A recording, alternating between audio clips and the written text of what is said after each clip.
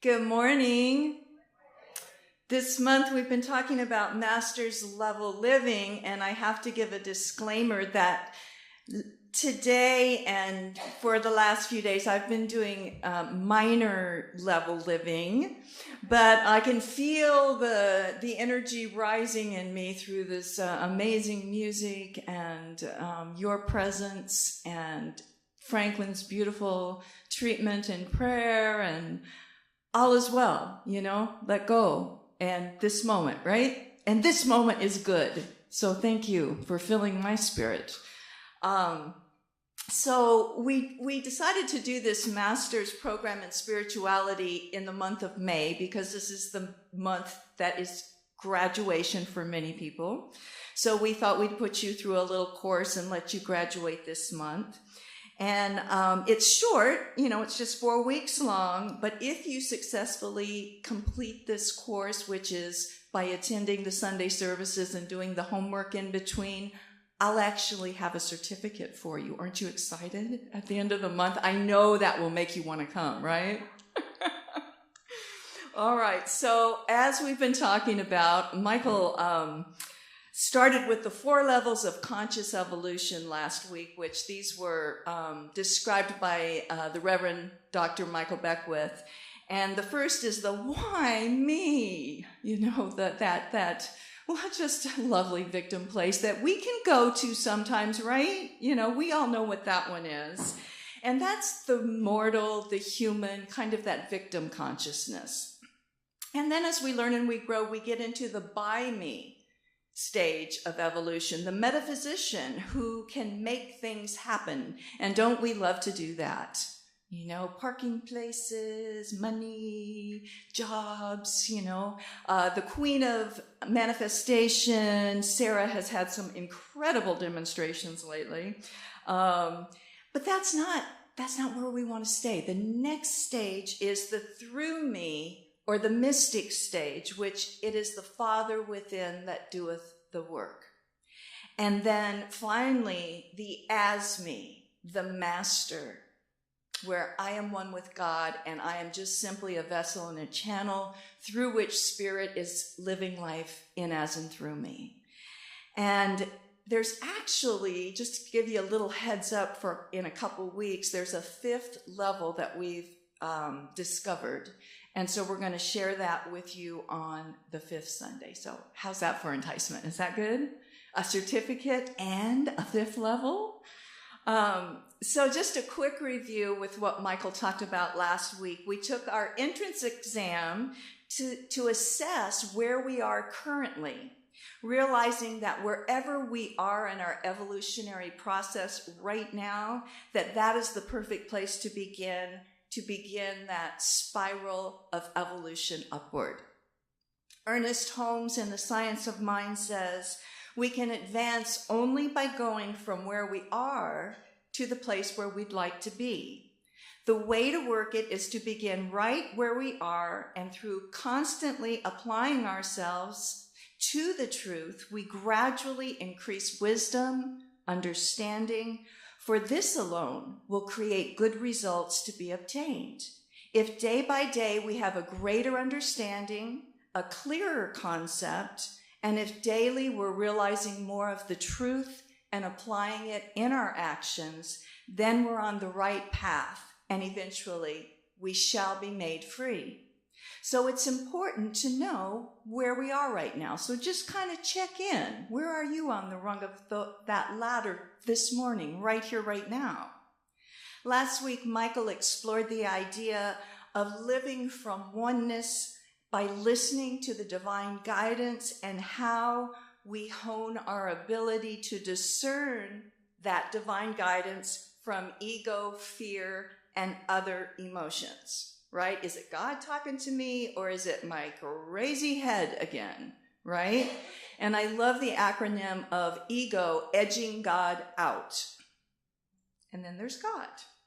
So one way that you can know which it is, there's 3 steps, and he talked about it last week. And the first is to listen. We have to pay attention. We have to notice what's going on. And then we can either follow it or not. And both are very instructive, right? And then the third is to observe your results when you're listening to God or you're listening to ego. And if we do this, in just a few times, we'll begin to tell the difference between our ego and God. So that brings us to today. What really matters is that we're operating at this master's level living, meaning we take the spiritual principles that we learn in this master's program and we apply them, right? We can't just know it in our heads. We've got to put them into action and be living them. So if we ask the average person on the street, what is master's level living? They might say that it means the ability to have a lot of stuff, right? Because that seems to be very valued in our culture. And the world would say that we are successful if we have a lot of stuff, which there's nothing wrong with good stuff. I mean, we all like that, but that's one level, okay? And if that's all we have, we find all that stuff kind of meaningless and empty, right? Because that in and of itself isn't what's going to bring us happiness. So the next rung on the ladder might be to master what we've done or what we do, okay, in the world, our life work. And this is great too, but what happens when you're no longer doing that? And you've had your whole identity, right, wrapped up in that. Just ask Joanne, apparently. And maybe a few others, some people who have retired, or mothers and fathers who get empty nested, or people who go through career changes without knowing like what the next thing is. But this is who I was, right? So there's another level of mastery to emerge through the diligent and discipline, I hate that word too, of spiritual principle and practice, and that is who we are. Who we are. So as we grow in master's level living, who we are becomes more important. And we'll find ourselves being more generous and kinder and more patient. I'm still working on that one. Loving and understanding, forgiving and prosperous. This is who I really am. It's who we all really are. We're just like letting go of stuff, right? The spiritual process is letting go. Not that, not that, not that. So at the master's level of living, who I am, fully relies on God. This is someone who has really learned to let go and let God.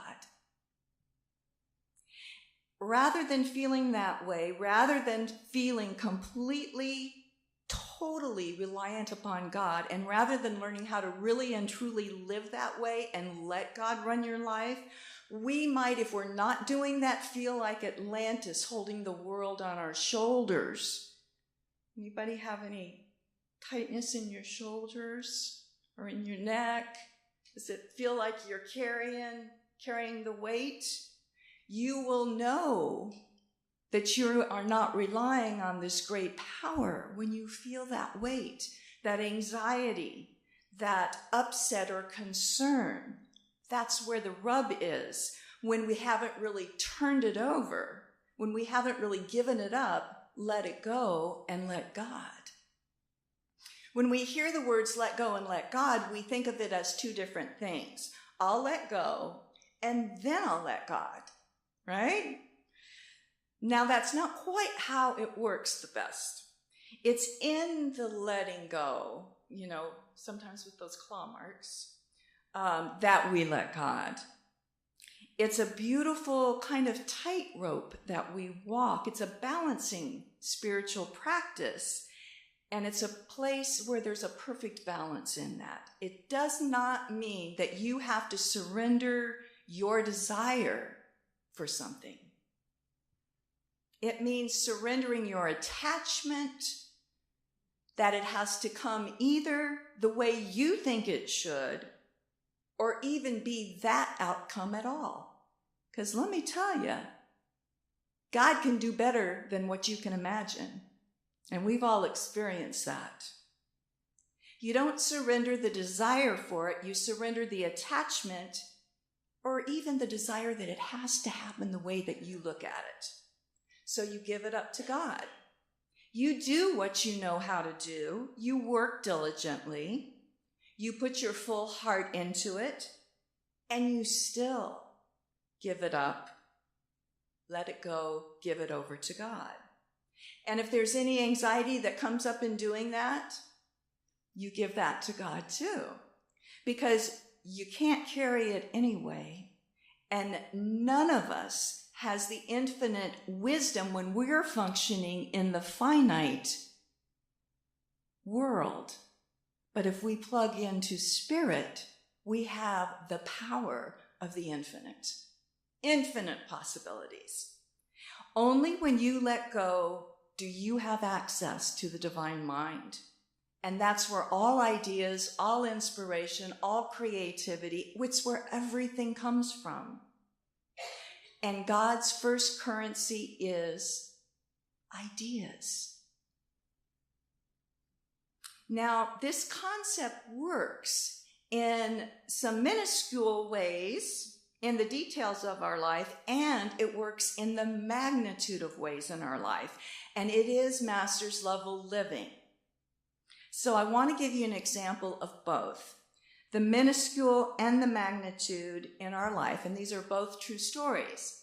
So the small one, this happened a number of years ago to Mary Morrissey. Many of you know she's the Prosperity Plus teacher. And, her children were raised in these principles. And when one of her sons was a junior in high school, he came home and he told his mom that he needed $80. And at that point in the life of the Morrissey family, $80 was a lot of money and they didn't have that laying around. But Mary, being pretty astute spiritually, she didn't have a fear or defense-based reaction. She didn't say, well, we don't have $80 laying around here. What she did say was, what do you need the $80 for? And her son informed her that that's how much it costs to rent a tux that he could wear to the junior prom. So we needed the $80. Well, she's pretty quick on her feet. And she said, well, son, you don't need $80. You need a tux. Okay? And that can come in a lot of different ways. Now, that was a pretty brilliant response. And that'd be a great response for us to have to ourselves, right? To that ego that says, I need and I want this. What is it that we really want? To go a little bit deeper with that, to really look at that. So she continued on and she said, we don't know how to get the tux, but what we do know is that we don't need $80. So let's keep focusing on what it is we really need, which is the tux, surrender it to God about how that's going to happen. Let's be open, important, over the next week, and just see if there's a way for you to have a tuxedo. Let's stay open to God and see how this could happen. So she says, how's that sound? Well, it didn't really sound that great to him. He was 16, and he didn't want to do that. He wanted the $80, and he wanted to go get his tux. And the truth is that Mary didn't really want to do that either. She wanted to be able to just have the money and give it to him, And aren't we all like that? We want what we want, when we want it, the way we want it. And when do we want it? Yeah. I knew I wasn't the only one. Right. The minor level living. So we often grab back the issue and we try to figure it out ourselves. And when we're in that mode of trying to figure it out, that's just a big fancy sentence for control. Control, right? We leave no room for God. We have edged God out when we're in there trying to control it. But her son reluctantly agreed that he would give it a week. 3 days later, he rushes home and he says, Mom, you won't believe what happened. Well, Mary would believe it because she knows how this stuff works.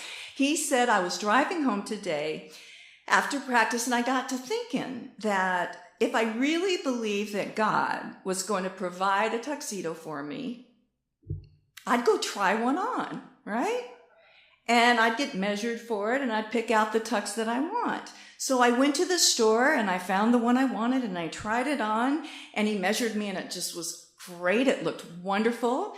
And the guy at the store said, I just need a $50 or a 50% deposit on this. And he said, I don't have the money right now, but I will. Just reserve it for me. And as he was like getting ready, the clerk said, wait a minute. He said, the owner of the store was in this morning, and he said that if we could find a high school student that would be willing to wear a tux every Wednesday up until prom, that we would just give them one free. And he's like, I am so down for that. Absolutely.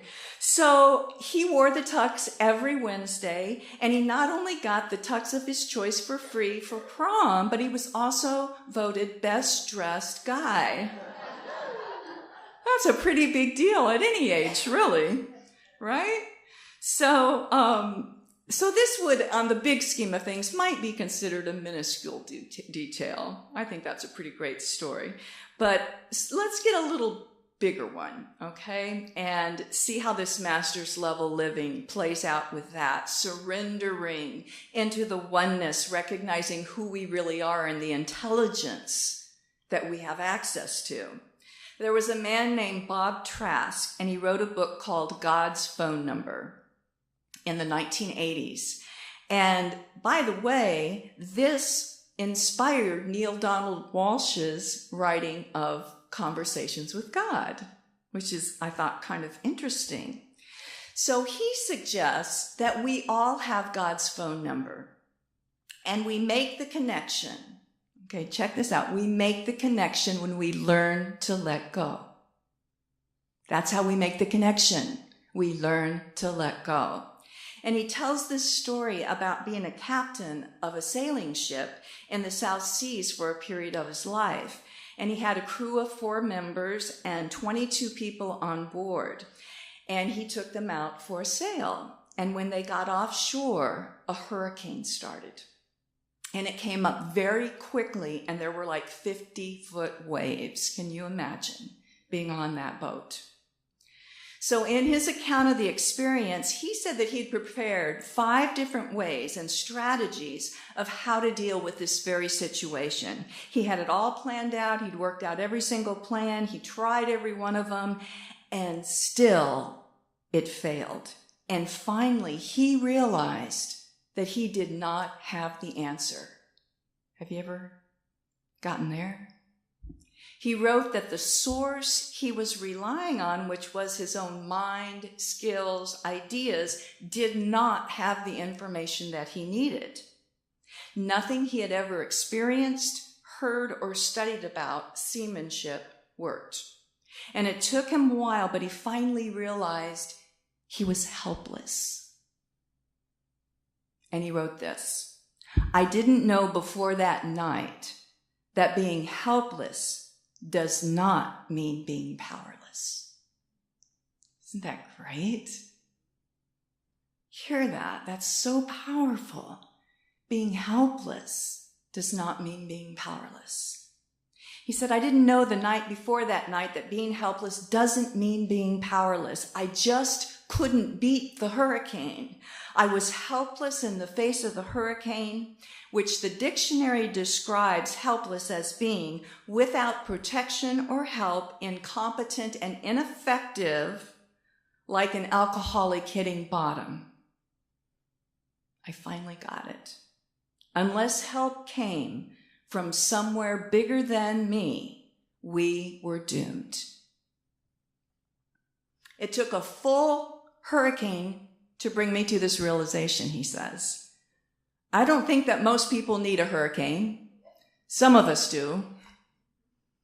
This can probably sidestep their egos with less encouragement. Because see, the universe is always working for you, right? Even in the form of a hurricane, where you're the captain of a ship and 28 lives are in your hands.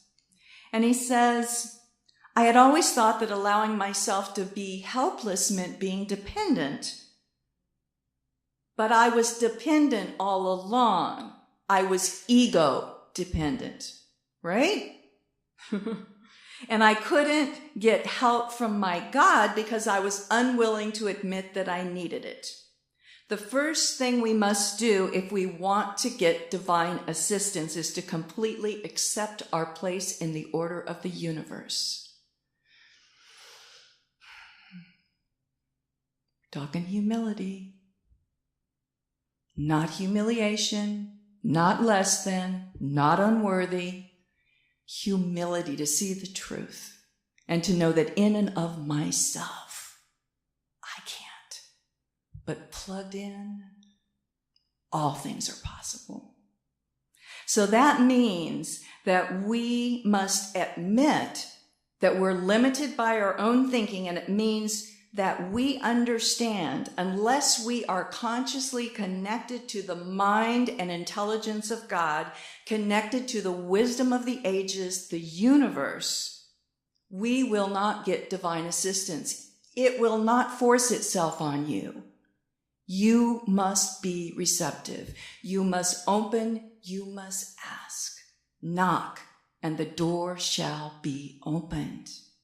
Ask, and you shall receive, right? It means that we are willing to say, I can't change the facts. I accept the things I cannot change. The first line of the Serenity Prayer. I'm in a hurricane. Hello? I can't change that. No amount of fighting the hurricane is going to change that. Everything I'm trying is not working. Every resource I have is not working. Up until this moment, nothing is working. So what can I change? What can you only ever change? Hello? Yes, my attitude. I can change my orientation about the hurricane. I can change my willingness to invite a higher power to work in my life. That's what I can change. Trask went on to write, am I willing to do whatever it takes to have the things I want, even if it means sidestepping my ego? Which, guess what that means? I don't get to be right? I don't get to know everything. That's why, not knowing anything is such a great thing. Really. I mean, there's such low expectations, right? That's a whole other talk. Okay. So I asked myself, am I willing? And I said yes, in the face of the hurricane, right? So I'd been raised in a particular religion, but I had left that religion. He says, my decision to leave it came after a number of experiences, one of which was an accident that happened when I was a boy. I accidentally shot and killed my brother when he was 10 years old. Can you imagine? The pain of that, the guilt of that was reinforced by that church I attended, and I left church. And I had a number of experiences where I felt like God didn't respond to my prayers after that. So for many years, I had no conscious relationship with a higher power. It took that hurricane moment when the lives of 27 people were seemingly in my hands that I finally had to ask a higher power to give me help. Suddenly, I had an idea, something to do, not one that I'd ever had before, and then another, and then another. Not only were the 4 crewmen and I saved, but all of the 22 passengers were saved as well as the boat. Now, there's no physical way that we could have made this happen considering the hurricane we were in. But there is every way we could have it happen considering the God we were in and with. Right? Yeah, that's why I love it, what Michael says. If God was big enough for me, If God was small enough for me to understand, he wouldn't be big enough to do me any good, right? So in Science of Mind, Ernest Holmes says, it's not easy to release our troubles. We are prone to linger with them. But God is perfect life. And when we enter its light, we are healed. So at the master's level living, what we have and what we do are well and good, but knowing who we are and whose we are, that's what matters. Knowing our oneness with Source, this source of all life, is what counts. And that's where letting go and letting God comes in, because if we know our oneness, if we really know that, we let go. We absolutely let go. And I realize that saying it is one thing and living it and doing it is another. So your homework for this week is to consciously and deliberately walk that tightrope balance between being absolutely clear about your God-given dreams, hopes, and desires, and releasing your attachment to how it comes, or even having it come exactly in that manner, and give it all to God. Give it all to God and watch the miracles that unfold in your life. So I want you to bring to mind right now your dreams and all your concerns about that. And remember what the Master Teacher Jesus said to us. Come to me, all who are heavy laden, and I will give you rest. That means come into the way that I'm offering you. Come into the path I have laid out before you. I have found a way where the yoke is easy and the burden is light. Let it go.